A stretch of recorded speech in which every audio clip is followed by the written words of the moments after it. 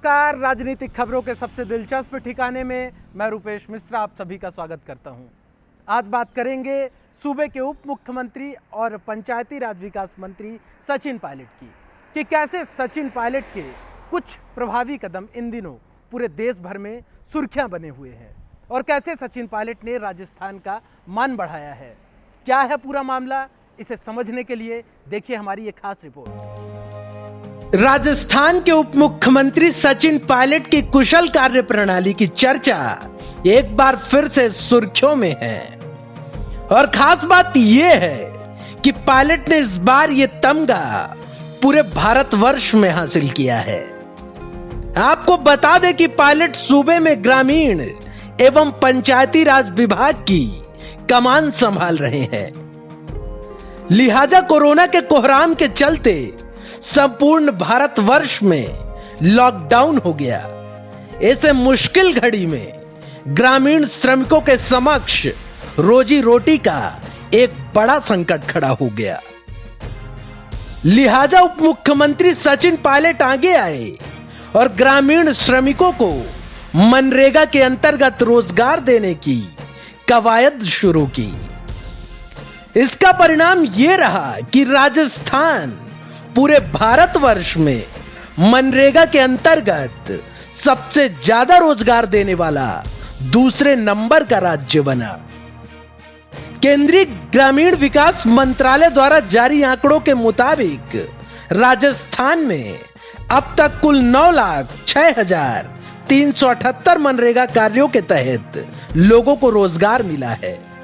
इस नए कीर्तिमान पर उप मुख्यमंत्री सचिन पायलट ने कहा कि मनरेगा में कार्य करने वाले मजदूरों की संख्या अब 11 लाख तक पहुंच गई है और खास बात तो यह है कि मजदूर काम करते वक्त भी सोशल डिस्टेंसिंग की पूरी पालना कर रहे हैं। राजस्थान में आज के दिन लगभग 11 लाख लोग नरेगा के माध्यम से रोजगार प्राप्त कर रहे हैं और पूरे हिंदुस्तान में राजस्थान दूसरे स्थान पर है जहां पर नरेगा श्रमिकों को रोजगार दिया जा रहा है। लॉकडाउन के बाद जो स्थिति बनी है उसमें लोगों को रोज़गार कम है, अर्थव्यवस्था बिल्कुल चरमरा गई है और इस अर्थव्यवस्था को पुनर्जीवित करने के लिए नरेगा एक ऐसा सूत्र है जहां ग्रामीण क्षेत्र में रहने वाले जो लोग हैं उनको हम लोग आर्थिक मदद पहुंचा सकते हैं। मुझे बताते हुए खुशी है कि राजस्थान में जो संख्या नरेगा की आज से 10 दिन पहले मात्र 60,000 थी वो आज 11 लाख तक पहुँच गई है। इसमें तमाम हमारे विभाग के लोगों ने, कर्मचारियों ने, जनप्रतिनिधियों ने बहुत सहयोग किया है और 80% जो काम हो रहा है गाँव के अंदर वो इंडिविजुअल काम हो रहा है। लोग अपने खेतों में, अपने मकानों में काम कर रहे हैं, उसका भुगतान उनको मिल रहा है और सोशल डिस्टेंसिंग मेंटेन करते हुए इस काम को कर रहे हैं। आपको बता दें कि हाल ही में पायलट ने मनरेगा की मजदूरी की दर 199 रुपए से बढ़ाकर 220 रुपए प्रतिदिन की है।